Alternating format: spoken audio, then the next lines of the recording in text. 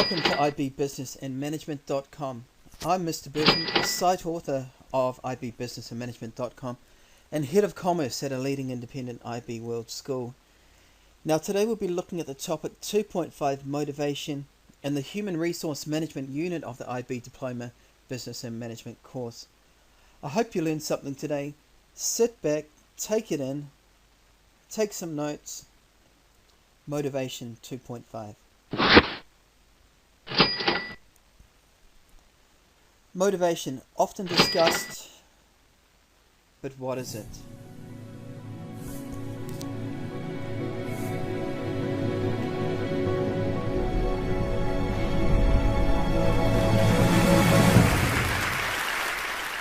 I need to make a confession at the outset here.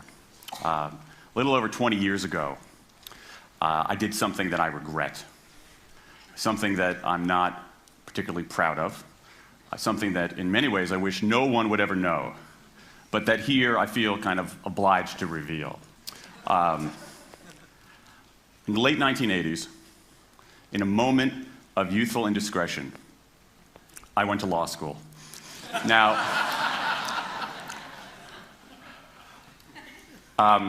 in America, law is a professional degree. You get your university degree, then you go on to law school. And when I got to law school, I didn't do very well. To put it mildly, I didn't do very well. I, in fact, graduated in the part of my law school class that made the top 90% possible. Thank you. I never practiced law a day in my life. I pretty much wasn't allowed to. But today, against my better judgment, against the advice of my own wife, I want to try to dust off some of those legal skills, what's left of those legal skills. I don't want to tell you a story. I want to make a case. I want to make a hard-headed, evidence-based, dare I say lawyerly case for rethinking how we run our businesses. So, ladies and gentlemen of the jury, take a look at this. This is called the candle problem. Some of you might have seen this before. It's created in 1945 by a psychologist named Carl Duncker. Carl Duncker has created this experiment that's used in a whole variety of experiments in behavioral science. And here's how it works. Suppose I'm the experimenter. I bring you into a room. I give you a candle, some thumbtacks, and some matches. And I say to you, your job is to attach the candle to the wall so the wax doesn't drip onto the table. Now, what would you do? Many people begin trying to thumbtack the candle to the wall. Doesn't work. Some people, and I saw somebody kind of make the motion over here, some people have a great idea where they light the match, melt the side of the candle, try to adhere it to the wall. It's an awesome idea. Doesn't work. And eventually, after 5 or 10 minutes, most people figure out the solution, which you can see here. The key is to overcome what's called functional fixedness. You look at that box and you see it only as a receptacle for the tacks, but it can also have this other function as a platform for the candle. The candle problem. Now, I want to tell you about an experiment using the candle problem done by a scientist named Sam Glucksberg, who's now at Princeton University in the US. This shows the power of incentives. Here's what he did. He gathered his participants and he said, I'm going to time you how quickly you can solve this problem. To one group, he said, I'm going to time you to establish norms, averages, for how long it typically takes someone to solve this sort of problem. To the second group, he offered rewards. He said, if you're in the top 25% of the fastest times, you get $5. If you're the fastest of everyone we're testing here today, you get $20. Okay, now this is several years ago, adjusted for inflation. It's a decent sum of money for a few minutes of work. Okay, it's a nice motivator. Question, how much faster did this group solve the problem? Answer, it took them on average 3.5 minutes longer. 3.5 minutes longer. Now this makes no sense, right? I mean, I'm an American, I believe in free markets, that's not how it's supposed to work, right? If you want people to perform better, you reward them, right? Bonuses, commissions, their own reality show, incentivize them. That's how business works, but that's not happening here. You've got an incentive designed to sharpen thinking and accelerate creativity, and it does just the opposite. It dulls thinking and blocks creativity. And what's interesting about this experiment is that it's not an aberration. This has been replicated over and over and over again for nearly 40 years. These contingent motivators. If you do this, then you get that, work in some circumstances, but for a lot of tasks, they actually either don't work or often they do harm. This is one of the most robust findings in social science and also one of the most ignored. I spent the last couple of years looking at the science of human motivation, particularly the dynamics of extrinsic motivators and intrinsic motivators. And I'm telling you, it's not even close. If you look at the science, there is a mismatch between what science knows and what business does. And what's alarming here is that our business operating system, think of the set of assumptions and protocols beneath our businesses, how we motivate people, how we apply our human resources. It's built entirely around these extrinsic motivators, around carrots and sticks. That's actually fine for many kinds of 20th century tasks.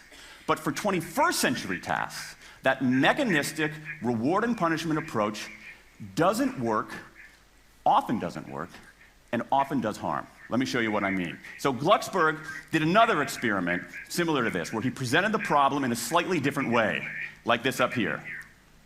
Okay? Attach the candle to the wall so the wax doesn't drip onto the table. Same deal. You were timing for norms. You were incentivizing. What happened this time? This time, the incentivized group kicked the other group's butt. Why? Because when the tacks are out of the box, it's pretty easy, isn't it? If-then rewards work really well for those sorts of tasks, where there's a simple set of rules and a clear destination to go to. Rewards, by their very nature, narrow our focus, concentrate the mind. That's why they work in so many cases. And so for tasks like this, a narrowed focus where you just see the goal right there, zoom straight ahead to it, they work really well. But for the real candle problem, you don't want to be looking like this. The solution's not over here. The solution's on the periphery. You want to be looking around. That reward actually narrows our focus and restricts our possibility. Let me tell you why this is so important. In Western Europe, in many parts of Asia, in North America, in Australia, white-collar workers are doing less of this kind of work and more of this kind of work. That routine, rule-based, left-brain work, certain kinds of accounting, certain kinds of financial analysis, certain kinds of computer programming, has become fairly easy to outsource, fairly easy to automate. Software can do it faster. Low-cost providers around the world can do it cheaper. So what really matters are the more right-brain, creative, conceptual kinds of abilities. Think about your own work. Think about your own work. Are the problems that you face, or even the problems we've been talking about here, are those kinds of problems where they have a clear set of rules and a single solution? No. The rules are mystifying. The solution, if it exists at all, is surprising and non-obvious. Everybody in this room is dealing with their own version of the candle problem. And for candle problems of any kind, in any field, those if-then rewards, the things around which we've built so many of our businesses, don't work. Now, I mean, it makes me crazy.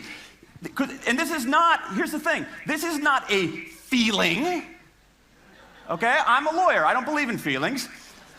This is not a philosophy. I'm an American, I don't believe in philosophy. This is a fact, or as we say in my hometown of Washington, D.C., a true fact. Let me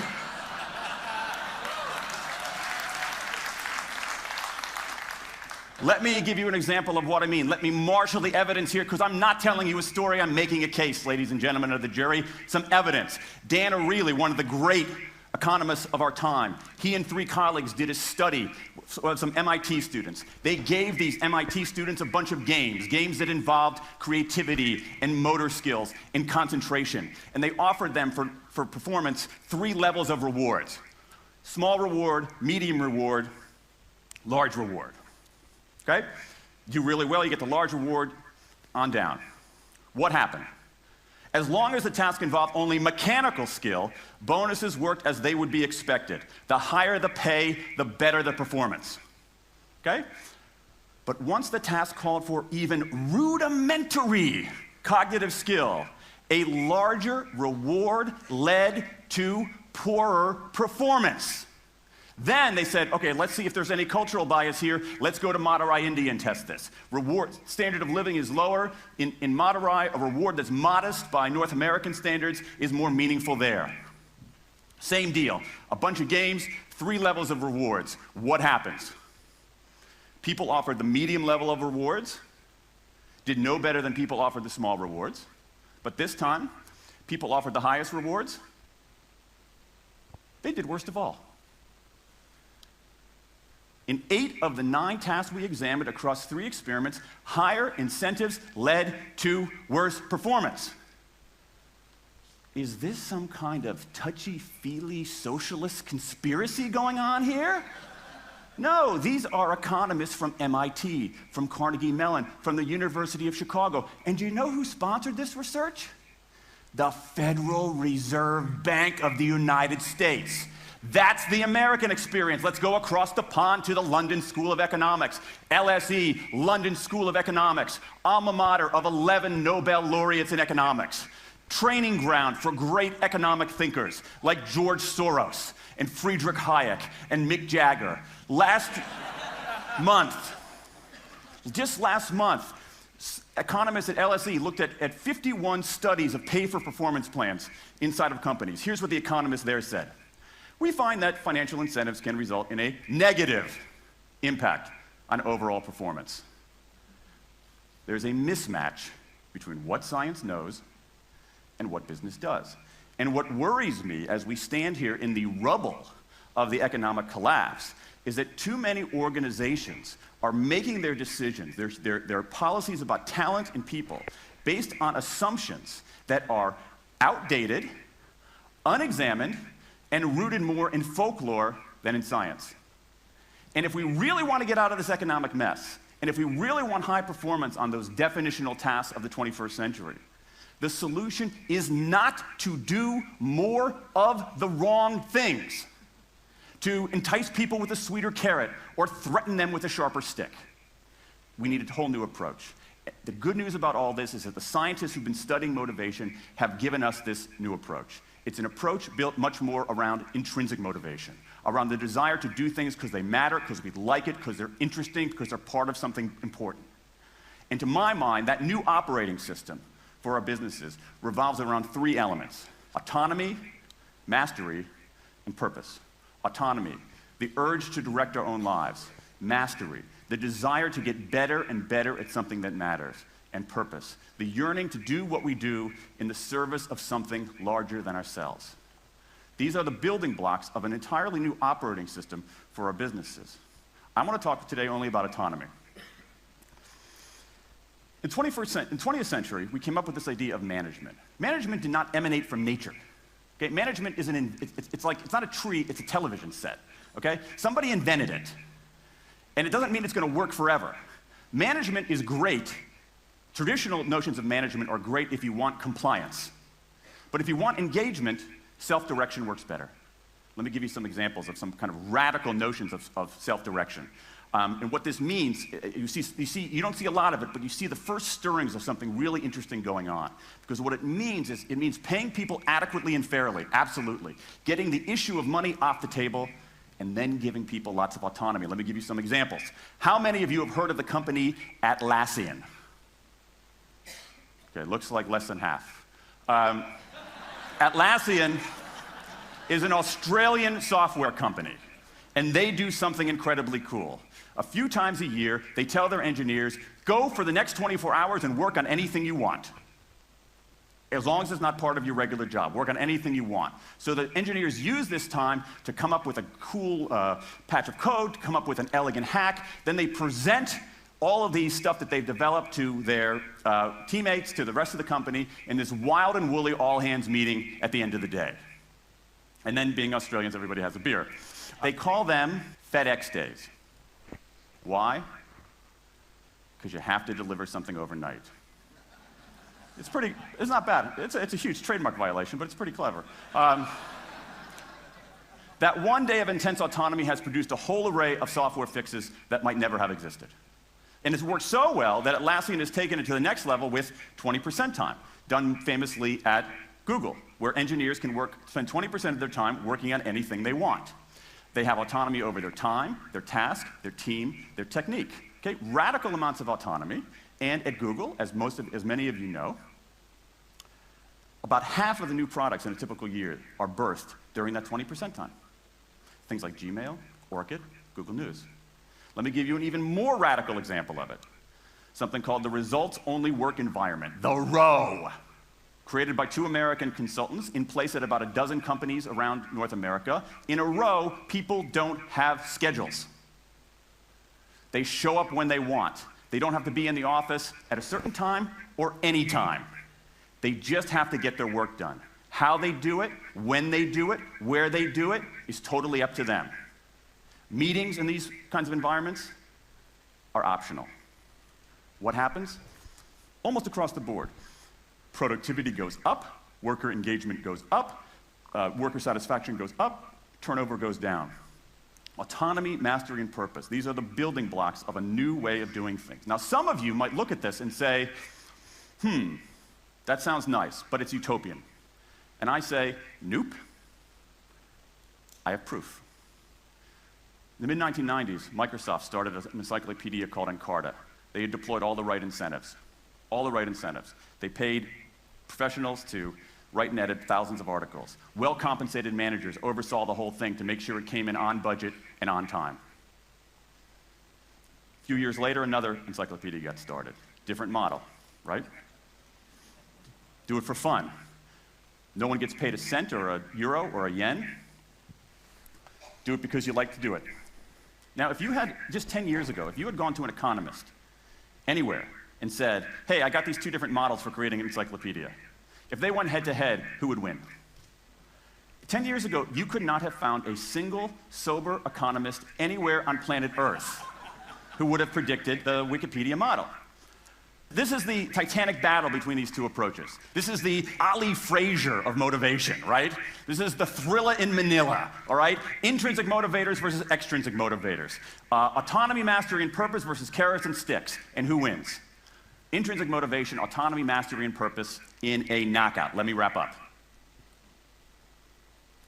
There's a mismatch between what science knows and what business does, and here's what science knows.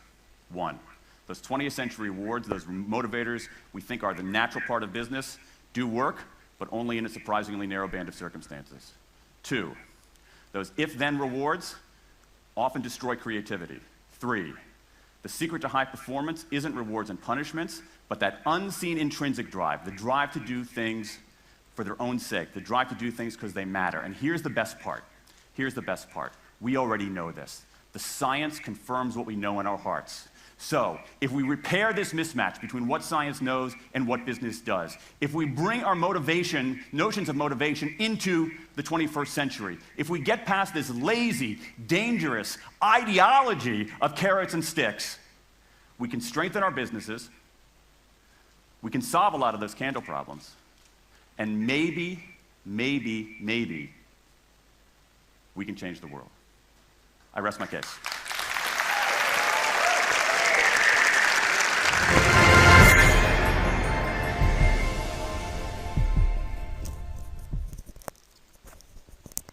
A great little introduction to motivation there. So just repeating, motivation, the desire to do something.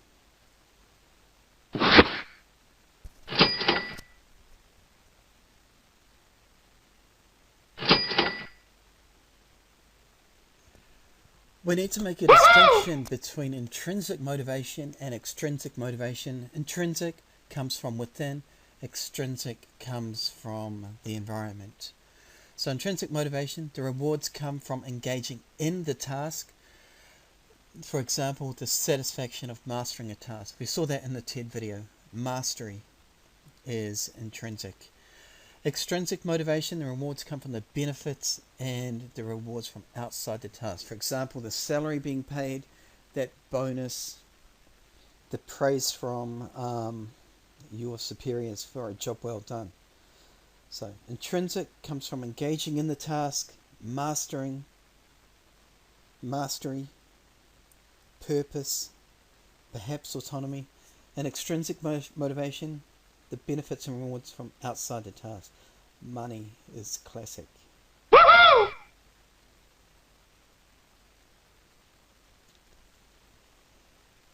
Lots of benefits of increased motivation and definite warning signs of poor motivation. A first benefit of increased motivation, higher morale and job satisfaction. And with this comes improved productivity and quality of work. Warning sign of poor motivation, high absenteeism, people phoning in sick, people taking time off work for other things, people not showing up. Woohoo! Aw, crap.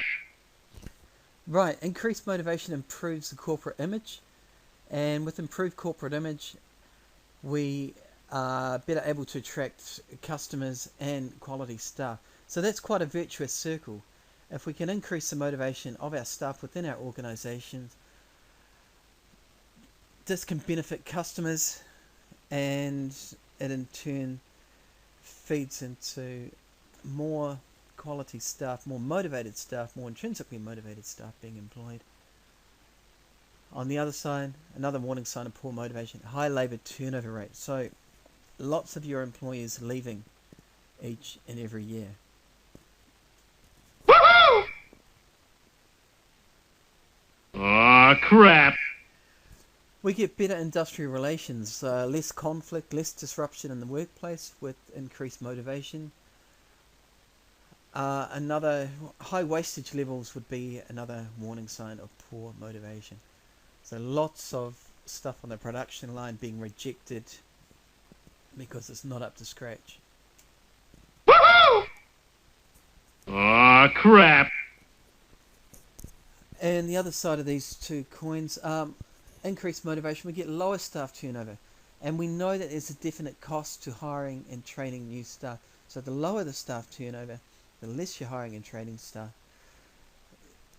And the more experienced and able your staff tend to be, the longer they stay. A low quality output would be a definite warning sign of poor motivation. Woohoo! Aw, crap. Low absenteeism, higher productivity, warning signs of poor motivation, increasing number of customer complaints would be something to look out for. Woohoo! Aw, crap. And in the end, you've got a highly motivated workforce. Your company is going to be nailing it. They're going to be creaming it. Higher profits. Your staff are what makes your company. And warning signs of poor motivation, increased number of disciplinary problems. So motivation, we can see, is incredibly important. Lots of factors feeding into motivation will lead ultimately to the profitability of your company. And poorly motivated staff feeding directly into increased costs.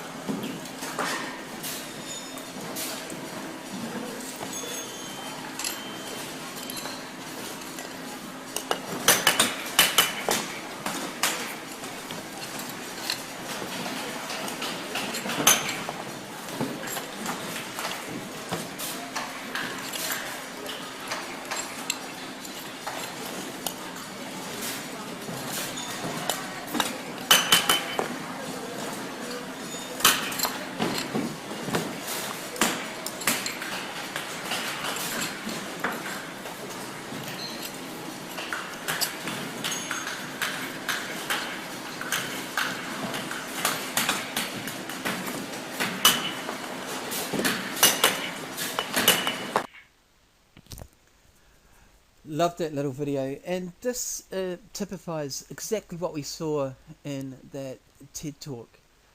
Money motivates and improves performance when the tasks, the job requirements don't involve that conceptual thought. Right. We'll look at several motivation theorists now, and the first is Taylor. He came up with the principles of scientific management, and essentially it was looking at exactly this. For Taylor, money was the primary motivator. Specialized labor, differentiated piecework, so people doing small parts of a job, just like we saw in that Chinese factory there. Division of labor and specialization leads to productivity gains as skills are mastered to a high degree, and this comes about through differentiated piecework. You're basically being paid for what you produce.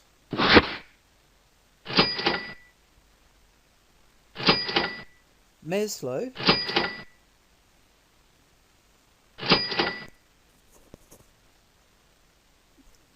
essentially said that businesses should be offering incentives to workers so they can fulfill needs in a sequence.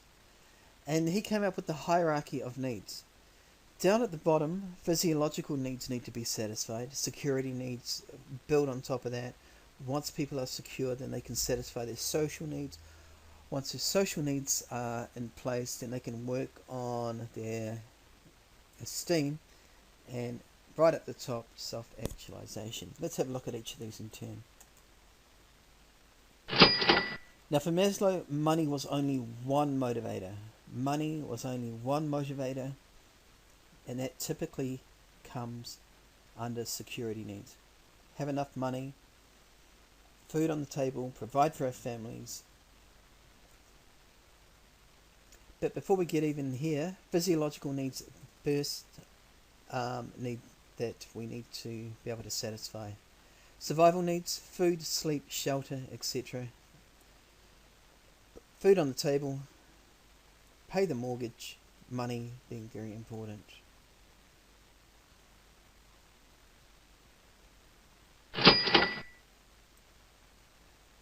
Security needs, predictability, daily routine, daily structure, job security, sick pay, maternity leave and retirement income. These are all needs that need to be fulfilled.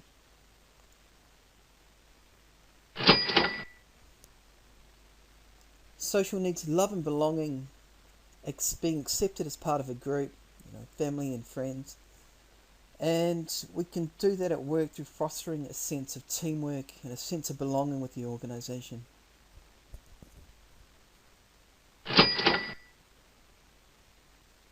Esteem needs, getting to the top of the pyramid now, self-respect and a sense of achievement. You want to go into your job, you want to have that sense of achievement at the end of the day. Status in the workplace and being amongst similar others. Promotion of internal staff and training and development opportunities will help with these sense of achievement, sense of fulfillment, self-respect being achieved. And letting workers, letting subordinates have input into decision-making processes feeds into these esteem needs.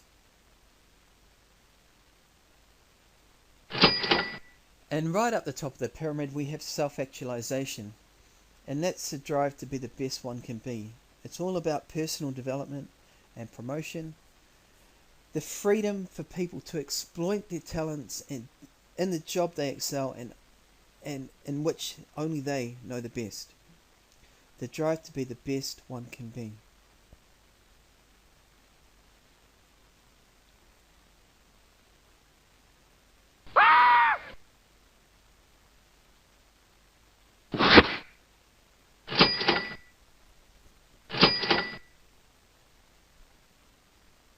Hertzberg, a very, very important motivational theorist as well.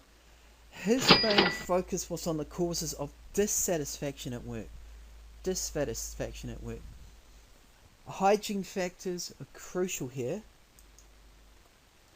Hygiene factors those aspects of work that don't motivate people but must be met to prevent dissatisfaction. So they're not motivating people, they're there, and they're there just to prevent dissatisfaction. Rules, regulations, employment conditions, pay, etc. They don't motivate people, but if they're sufficient, then they prevent dissatisfaction. Pay rises are not going to motivate. Pay rises come every year, they're expected. But it's important to avoid dissatisfaction that the pay of the people in the organisation should not be below industry averages. The pay at my school should not be below that of other similar schools. If it is, I'm going to become dissatisfied and unmotivated in my work. So hygiene factors, we're looking at removing dissatisfaction. Now motivators, on the other hand, lead to psychological growth of workers and increased satisfaction and performance. So here we're heading into the motivation. With motivation we get job enlargement, one of the primary motivators at work. And job enlargement is all about giving people variety in the tasks that they do. So for example, perhaps you're working in a supermarket, you can both man the cashier, the counters, and serve people, and you're on the shop floor helping other people. Another key motivator, job enrichment, increasing the complexity and the challenge of a task. Once people can master something new, that's a great source of motivation, great source of reward. Being able to master complex and challenging tasks. The more you can master it, the more you've got that sense of purpose, the more likely you are to enjoy and throw yourself into your work. And job empowerment, giving people power over how they do a task. So it's delegation of decision making down to those employees that you trust. Job enlargement, job enrichment, job empowerment, the 3 JEs, quite easy to remember. And again, I repeat, Hertzberg, very easy to discuss, motivational theorist. A very good one to know and learn. Hygiene factors plus motivators, the key here.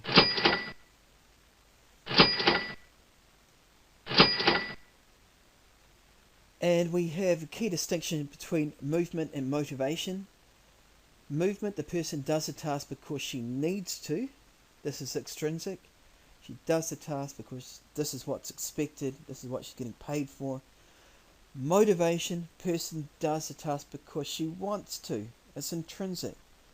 Completing the task, getting satisfaction from that.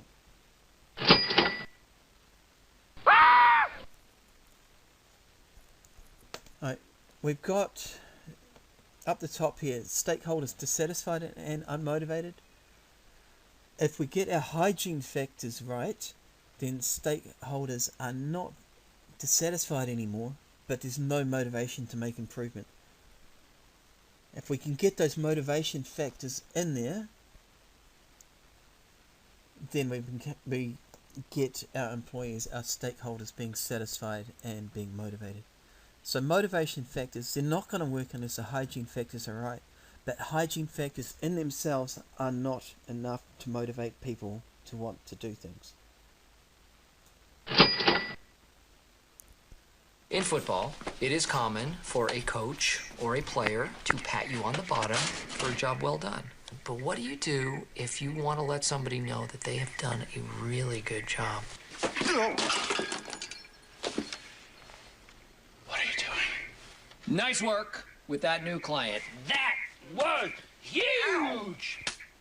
Michael, I reorganized my files. Don't be a suck-up. Did a great job with that fax. I didn't. I forgot to put a cover sheet and I misspelled 2 words. But you got it there on time. I sent it to the wrong number. Okay. All right. Since Michael started doing this, we're all terrified of doing even an adequate job. Hey, Cal. You did a great job on the spreadsheet. No, Yes, you did. No, I didn't. Yes, you did. You're being modest. No, I'm not. Our productivity has dropped 40%. I think Michael may have actually started the recession. 0. 0. Okay. What are you doing?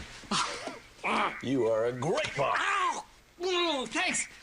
Oh, God. Nice work.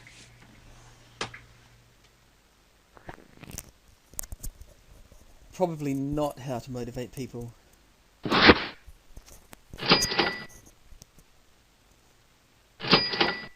The first in the content theories, Mayo, a high level topic, what motivates people? Very interesting set of experiments here, the Hawthorne factory experiments. I'll briefly tell you about those now. A fascinating experiment, fascinating study, where previously it was all down, the motivation was money. But here, these set of experiments showed that non-financial factors could be much more of a motivation than financial methods. Mayo, his series of experiments were done at the Hawthorne factory of Western Electric Company in Chicago, USA. His work was initially based on the assumption that working conditions, things that like lighting, heating, rest periods, etc., had a significant effect on workers' productivity. Now, the experiments were undertaken to establish the optimum working conditions.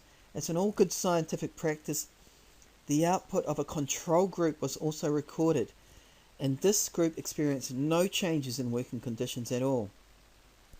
And the results really surprised the observers. As lighting and other conditions were changed, both improved and worsened, so productivity rose in all groups, including the control group. As the lights were turned down, productivity started going up. Super bright lights, productivity was rising as well.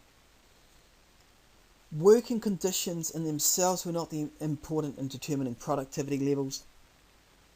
Other motivational factors needed to be investigated further before conclusions could be drawn. And subsequent experiments were carried out with a group of assembly line workers. Changes to rest periods, payment systems, assembly bench layout and canteen food were made at 12-week intervals.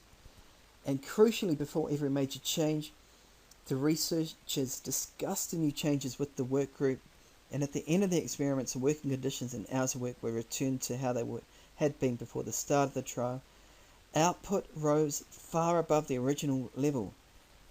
Clearly, other motivational factors were operating to increase productivity, completely separate from conditions at work. And essentially, when management and other people take interest in workers' tasks and activities, then their motivation is improved. And the conclusion of Mayo was that productivity increased with teamwork, scope for discretion, that's having some input into the way the task is carried out, and the feeling that your views and efforts are being recognized. Team spirit, group dynamics, all very important. McClellan, second in the content theory about what motivates people. In power, people with different needs, and each need needs to be motivated differently. Gosh, a few needs thrown in there. People have different needs, and each need needs to be motivated differently. That makes sense. Right, 3 N's. We have a need for achievement, need for affiliation, and a need for power. The achievement motivation. A person with a strong motivation or need for achievement is going to seek to reach realistic and challenging goals and job advancement. Now, there is a constant need for feedback regarding progress and achievement, and a need for a sense of accomplishment. Research has suggested that this result-driven attitude is almost always a common characteristic of a successful business people and entrepreneurs. A need for power or authority power motivation. A person with this dominant need is authority motivated. The desire to control others is a powerful motivating force. The need to be influential, effective, and to make an impact. There is a strong leadership instinct, and when authority is gained from over others, it brings personal status and prestige. So that's the need for power as a motivator. The third factor that McLennan identified is the affiliation motivation. And this could you can see a lot of overlap here. Affiliation motivation, we saw this with Maslow and his social needs. Here with the affiliation motivation, the person with the need for affiliation is the strongest driver or motivator, has a need for friendly relationships, and is motivated towards interaction with other people. These people tend to be good team members. There is a need to be liked and popular and to be held in high regard.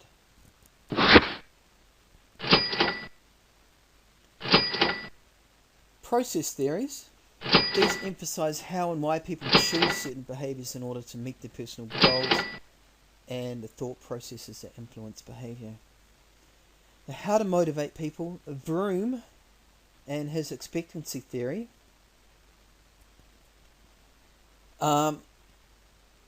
There's a positive link between effort and performance, and favourable performance is going to result in a desirable reward. The reward will satisfy an important need, and the desire to satisfy the need is strong enough to make the work effort worthwhile. And his expectancy theory is based on the following three beliefs.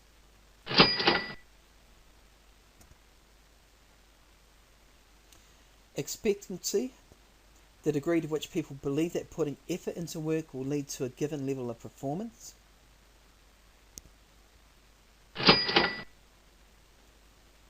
Instrumentality, the confidence of employees that they will actually get what they desire regardless of what has been promised by the manager.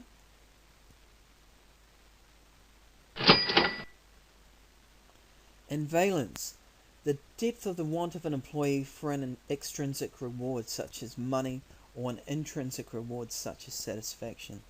So the employee needs to value the reward.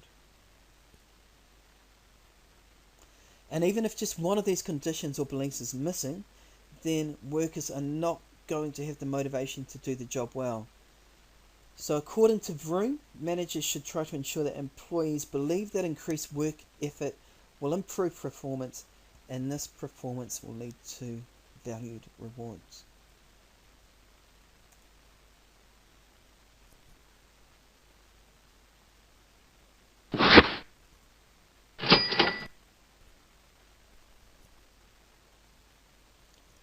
Financial motivation. How important is it?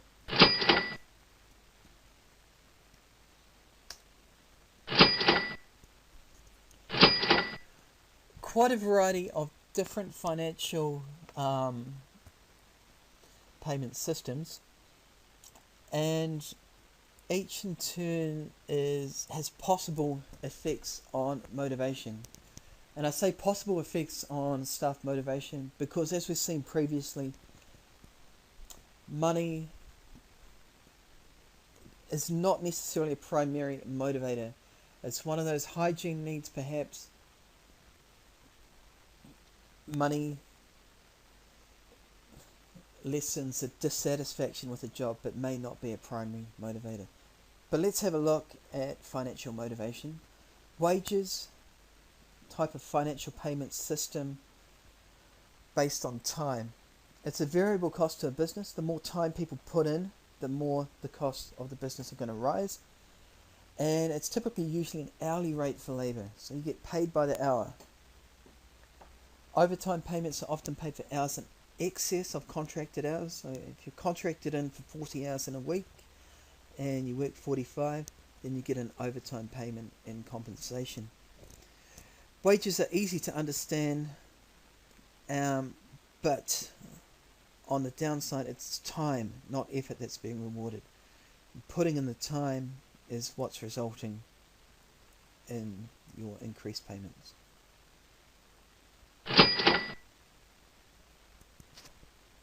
Piece rate, these pay workers for each item they produce or sell in a given time period. And the more you produce, the more you earn. So there's an incentive to work hard and maximize your outcomes. It does, however, lead to uncertainty in income levels, and quality may suffer as workers frantically try and pump out as much of their product or complete as many tasks as possible.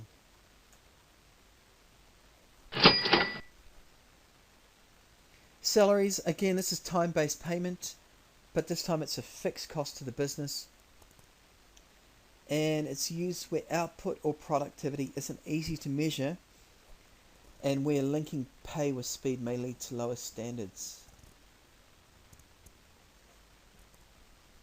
It's really easy to understand, but again, it's difficult to reward productivity.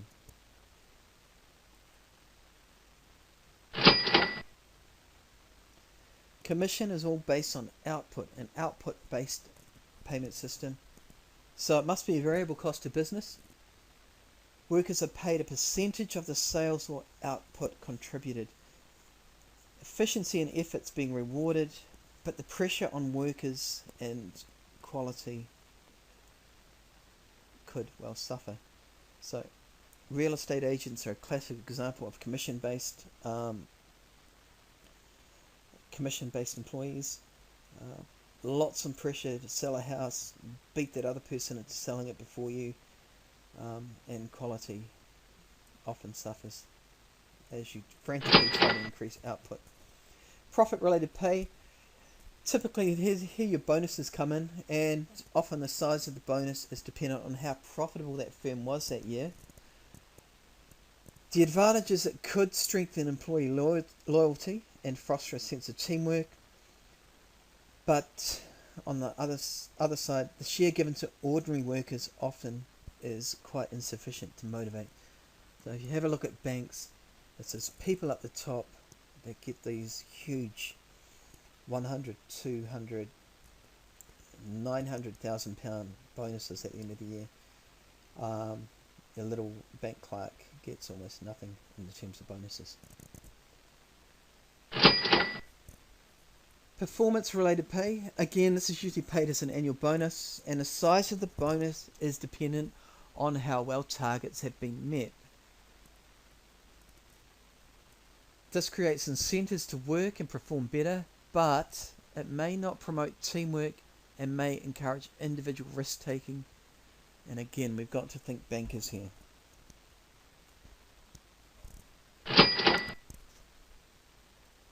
Share ownership schemes.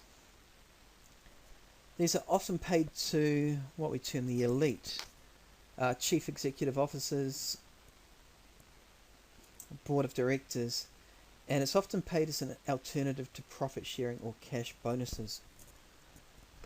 Now, the good thing about it is, in addition to normal incentives, staff become vested stakeholders with a long-term interest in the performance of the company. Share ownership schemes, long-term interest in the performance of those shares. Again, it typically doesn't reward the ordinary worker, and conditions on when shares can be sold may be needed. So your CEOs, board of directors, they may have to keep their shares. They won't be able to sell them for 3, 4, 5, 10 years.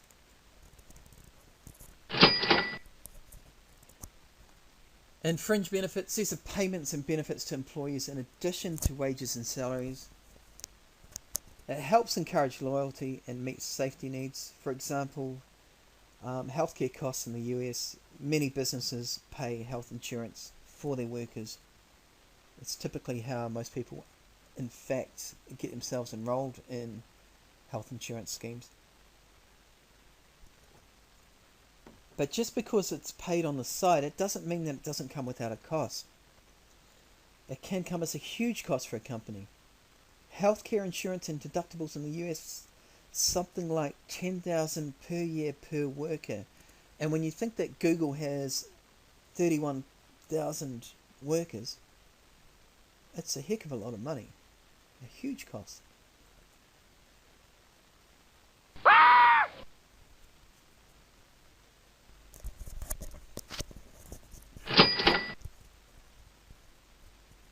Right, financial motivation. Let's move to non-financial motivation here. And there are a few key characteristics of non-financial motivation. Non-financial motivation comes from job enrichment, job enlargement, empowerment, and team working. And we have looked at some of these when we examined different motivational theorists previously. Job enrichment, very important. So this involves the principle of organising work so that employees are encouraged and allowed to use their full abilities, not just physical effort. The process often involves a slackening of direct supervision as workers take more responsibility for their own work and are allowed some degree of decision-making authority. Herzberg's findings form the basis of the job enrichment principle. Remember we touched on that when we looked at Herzberg? The three key features of it are not always easy to apply in practice, but employers are increasingly recognizing the benefits to be gained by attempting to implement them. So complete units of work so that the contribution of the worker can be identified and more challenging work offered. Direct feedback on performance to allow each worker to have an awareness of their own progress. And challenging tasks offered as part of a range of activities, some of which are beyond the worker's recent experience. Now these tasks will require training and the learning of new skills. And gaining further skills and qualifications is a form of gaining status and recognition. And we can relate that back to Maslow's hierarchy of human needs. Job enlargement. This can include both job rotation and job enrichment, but it also refers to increasing the loading of tasks on existing workers, perhaps as a result of shortage of staff or redundancies, and that is unlikely to lead to long-term job satisfaction unless the principles of job enrichment are adopted. Empowerment, giving workers some authority, some responsibility as to how they are going to carry out their tasks. Very rewarding, this one. And team working. This approach to work places each member of staff into a small team of employees. Some traditionalists argue that moving away from pure division of labour, where one worker performs just one simple task all of the time, is going to result in lower productivity and time-wasting team meetings.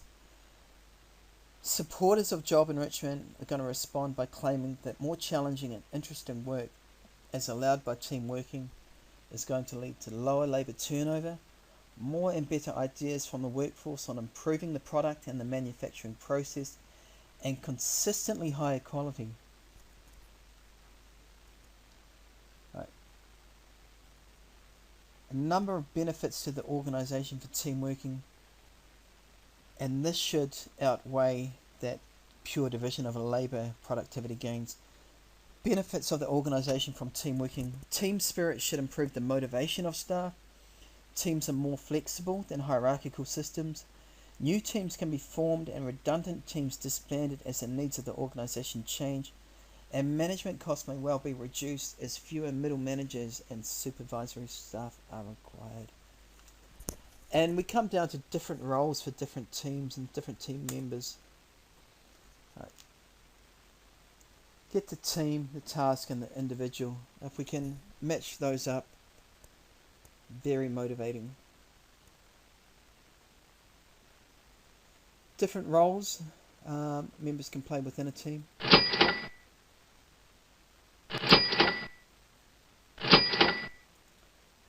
We've got the doers. We've got the thinkers.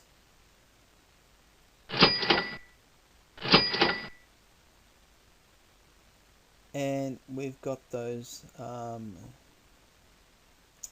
inherently social relationship builders.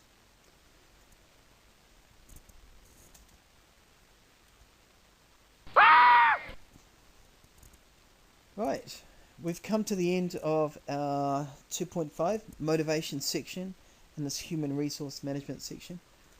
Hope you learned something today. As always, it's been a pleasure for me to be here running you through the IB Business and Management course. It's what I do, it's what I'm paid for, but I'm certainly not, there's no financial motivation here. Intrinsically motivating this kind of stuff. I'm Mr. Burden. It's been a pleasure to have you with me today. Look forward to meeting with you next time when we run through organizational and corporate cultures. That's an interesting topic. I'll see you then.